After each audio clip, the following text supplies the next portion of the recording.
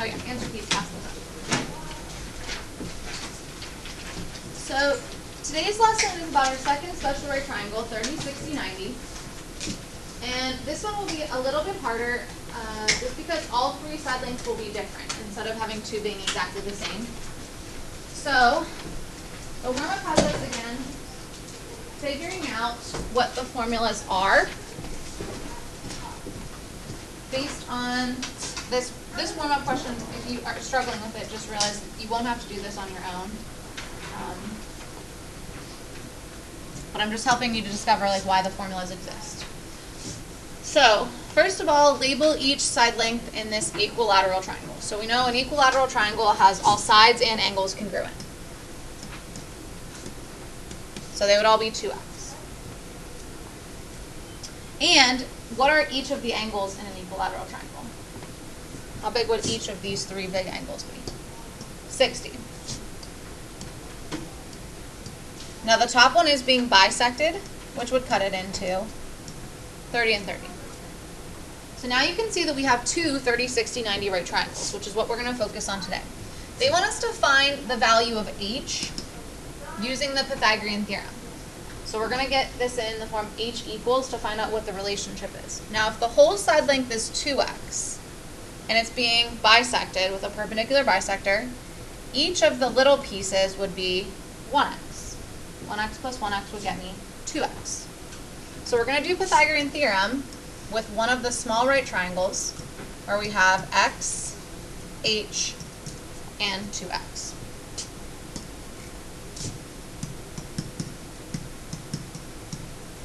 So again, 2x would be our hypotenuse, h and x would be our legs. Now when you square the 2x, make sure you put it in parentheses. So on the left-hand side, I can't really do anything because those are not like terms, so I'll just leave it. On the right side, I can distribute that squared. 2 squared is 4. X squared is x squared. Now what they want us to do is they want us to solve for h.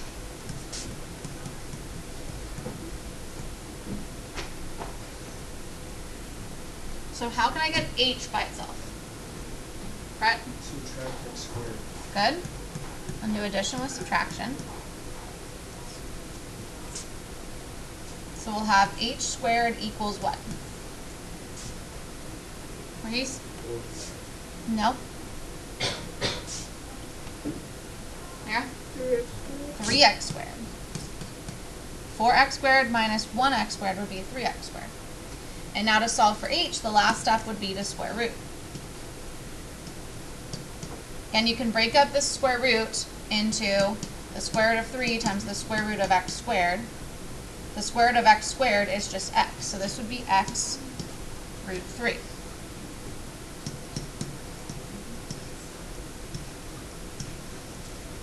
That is, and those are, the formulas for a 30, 60, 90. So one of the legs will be x, one of them will be that number times the square root of 3, and the hypotenuse will be twice the length of this leg. Now, it's important to understand, like, how do you know which one is the x and which one's the x root 3?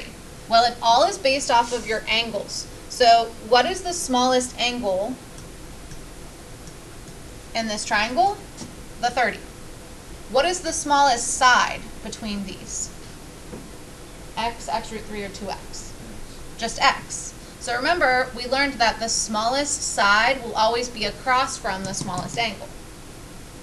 The next largest angle is 60. The next largest side would be x root 3. So across from the 60 will be your x root 3, and then across from the 90 will be your 2x. You have to memorize these formulas so that you can get these problems right. In the questions you'll see, we only give you one of the sides. You can't do Pythagorean theorem because you won't know that they're the same. So you have to memorize this formula for sure. So let's go jot this down.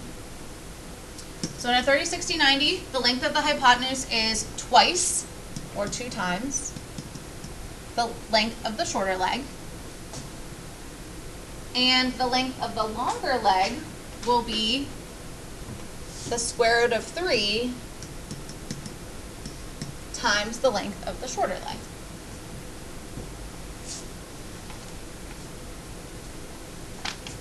And then it does say, recall the triangle inequality theorem that says the longest side will lie opposite of the largest angle, and the shortest side lies opposite of the shortest angle. Remember, we used to list the sides in order from least to greatest, and same with our angles. Now, again, with formulas, you might want to use S instead of X. It's up to you. But first you're going to find the side opposite of the 30, and I usually, again, label it S instead of X because you'll see X a lot as a variable that's already in the picture. Find the side that's opposite of the 60-degree angle and label it S root 3. Find the side that is labeled across from the 90-degree angle and label it 2S. You can't think that it's always the top, the left, and the right because the picture will be rotated a lot. And then whichever side length was given to you, use it to write an equation just like we did yesterday and possibly solve for S. If they give you S, it's easy. If this is 2 root 3, 2 times 2 is 4. That's the easiest one you can possibly get. When you're given this side, this is the hardest one because you'll have to solve using your square root. But if they were to give you this side is, I don't know, 14. Well, 14 equals 2S, divide by 2, S would be 7. 7 root 3. So some of these are mental. The only one that really is difficult is when you get to the 60-degree angle side. Right. Will it always give you the angles? It will if you are using this. Yes. It'll give you one of the angles, I should say. Because if you know 30 and 90, you can do triangle sum to get 60. Now, yesterday in the 45, 45, 90, they didn't. Because the 45, 45, 90, they could tell you that it was isosceles, and then you could infer it's 45. Today, there's nothing that will tell you that it has to give you the angles. Okay? Same thing with this one. Across from the 30 is S. Across from the 60 is S root 3. And across from the 90 is our 2S. You must memorize.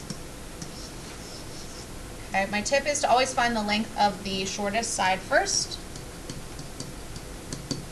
And that's what I did here, just dividing or whatever, and then you just kind of plug it in around the triangle. Okay. So a couple in the back, and we do have one that mixes yesterday's and today's lesson. Because that's when it starts getting hard, when they're all mixed together and you have to think which of the formulas to use. Find all the missing side lengths, leave it in simplest radical form. So go around your triangle, find the 30 degree, go across from it. This is my S. Ooh, this is the easy one. S is 3. Just fill it in around the triangle. Across from the 60 is our S root 3. And across from the 90 is our 2S. So again, it says create an equation between what you wrote and what they had. So S equals 3. All you have to do now is plug 3 in for S. So this would be 3 root 3 meters. This would be 2 times 3, which is 6 meters. That's the easiest case you can get. Just fill it in. Okay, next one is the second easiest case, if they give you the hypotenuse. Again, across from the 30, S. Across from the 60, S root 3. Across from the 90, 2S. Create an equation between these two things. 2S equals 20. Solve for S to get S is 10. And then just plug it back in. This is 10 feet. This is 10 root 3 feet.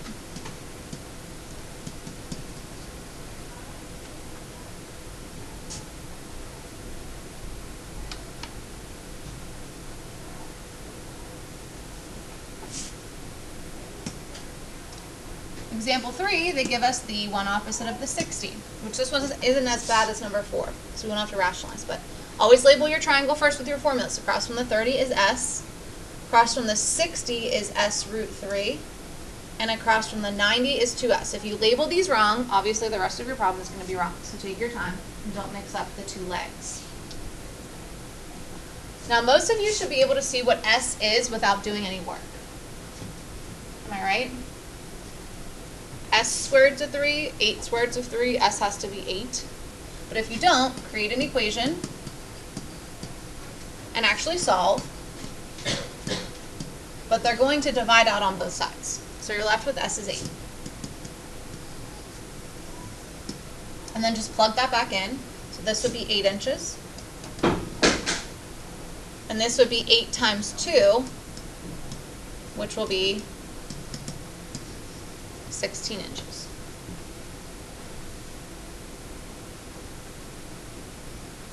But where's going to be the hardest one?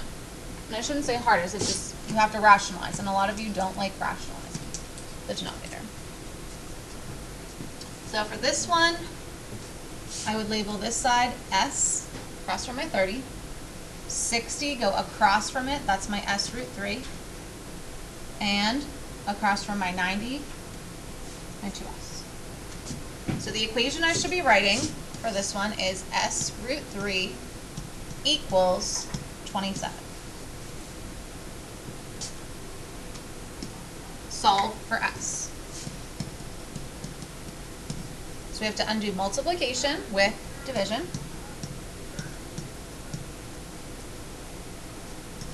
We'll get S equals 27 divided by the root 3.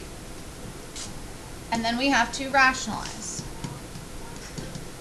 which is just a fancy word for getting rid of the square root in the denominator. So just multiply by whatever's down there and the top and bottom.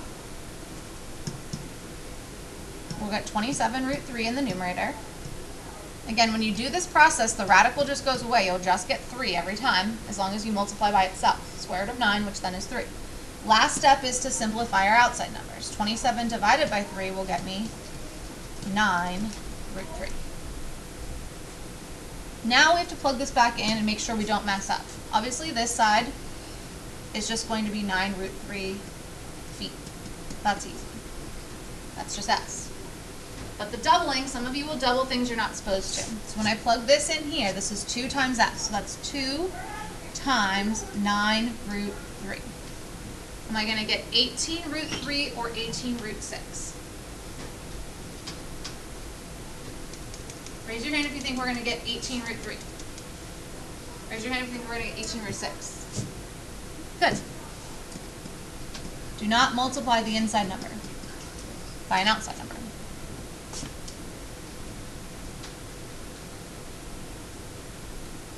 Are you ready to try one on your own? 1 or 2? Why don't you try 5 and 6? 7 we'll do together because you can see that it's a little bit more complicated. It has 2 types of triangles in it. But see if you can try 5 and 6. Alright, let's take a look. I'm seeing a lot of correct answers when I walk around, but let's make sure. We should have set up S root 3, 2S. So the equation we should have is S root 3 equals 5. Divide both sides by root 3. And you can rationalize right here. You don't have to do another line of work. Just rationalize right after that. We should be getting S is equal to 5 root 3 over 3. I would leave it as an improper fraction. So this is the value of D. And if you want, you can just label that in the picture too. Now, what did we get for F? Is it 10 root 3 over 3 or 10 root 3 over 6?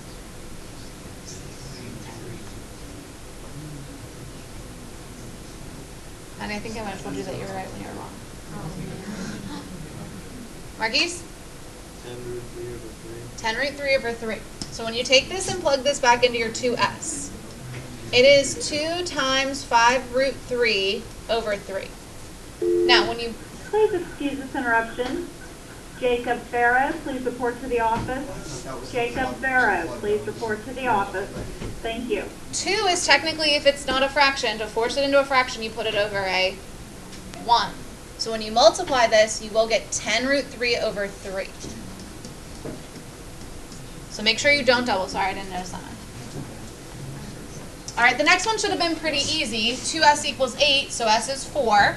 So this should be 4, x is 4, and y is 4 root 3. Okay, 5 was the harder one because you have to rationalize. Now 7, we should notice, Brett, that we have both types of triangles present. We have a 90 degree here, so that's 90. We have a 60, a 90, which makes this have to be a 30. And then on the other side, we have a 45, 90, so this has to be 45. So you're actually going to use both formula triangles in this one problem. Now, you do want to start with the triangle that has the number in it. The only number you actually know is 4. So you want to make sure you start with that triangle, and then we'll work our way over to the other one. So, and some students like to redraw them separately because they get confused with both formulas, so if you want to do that, you can. But across from my 30 would be my s. Across from my 60, so this side would be my s root 3. And across from my 90 would be my 2s. So we create an equation, 2s equals 4, therefore s equals 2.